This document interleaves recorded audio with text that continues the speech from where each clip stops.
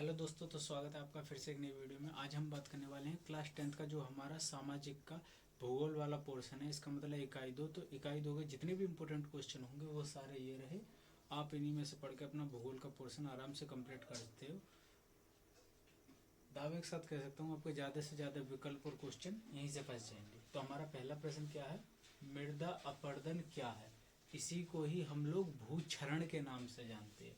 इसके क्या कारण होते हैं, यानी कि मिट्टी का कटाव अधिक क्यों होता है और इसके क्या उपाय हैं या हमें क्या क्या करना चाहिए। आगे हमारा एजेंडा 21 क्या है, इसका क्या उद्देश्य था, यानी कि ये क्यों मनाया जाता है, ये जो सम्मेलन था ये क्यों हुआ था, कहाँ पर हुआ था, कब हुआ था, ये सब डिटेल आपको देख लेनी है। आगे है आपके ये नोट वाले जितने भी आएंगे वो सारे आपके समझ लो विकल्प रहेंगे। विश्व पर्यावरण दिवस कब मनाया गया? 5 जून। पहला अंतर्राष्ट्रीय पृथ्वी सम्मेलन सन 1992 में ब्राजील देश के रियो डी जेनेरियो देश में हुआ, प्रांत में हुआ। ये प्रांत है। भारत में 8 प्रकार की मिट्टी पाई जाती है, जिसमें से आपको काली मिट्टी में कपास की खेती होती है, इसके बारे में जानकारी होनी चाहिए। हमारा अगला विकल्प है जैव विविधता क्या है, ये क्या चीज होती है। आगे संकटग्रस्त प्रजाति और विलुप्त प्रजाति है। संकटग्रस्त कौन सी है? जो प्रजाति खत्म होने की कगार में है। और विलुप्त प्रजाति कौन सी है? जो बिल्कुल ही खत्म हो चुकी है, जैसे डायनासोर वगैरह अब नहीं देखने के लिए मिलते हैं। बाकी आगे है चिपको आंदोलन क्या था, ये कब और कहाँ शुरू हुआ था। तो ये उत्तराखंड में शुरू हुआ था, तो ये आपको देख लेना है। आगे फिर विकल्प आगे अब क्या है, जिम कार्बेट राष्ट्रीय उद्यान पार्क उत्तराखंड में स्थित है। दुधवा राष्ट्रीय उद्यान पार्क हमारा उत्तर प्रदेश में स्थित है। और काजीरंगा राष्ट्रीय उद्यान पार्क हमारा असम में स्थित है। इसी में से आपके विकल्प और क्वेश्चन सारे यहीं से फंस जाएंगे, तो आपको यही कवर कर लेने हैं। भारत में वन्य जीव संरक्षण अधिनियम एक्ट सन 1992 में, प्रोजेक्ट टाइगर सन 1993 में। ये दोनों डेट याद रखनी है आपको। आगे है ग्रीन मिशन इंडिया सन 2014 में शुरू हुआ था। और भूदान आंदोलन के जो भी अध्यक्ष थे किन्होंने शुरू किया, उनका नाम था विनोबा भावे, यानी कि भूमि दान करने के संबंध में।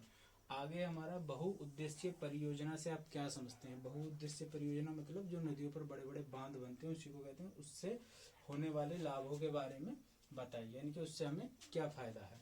आगे हमारा विश्व जल दिवस 22 मार्च को मनाते हैं। सरदार सरोवर बांध हमारा नर्मदा नदी पर है। हीराकुड जो हमारा परियोजना है यह महानदी उड़ीसा पर स्थित है। इससे आगे नेक्स्ट क्वेश्चन,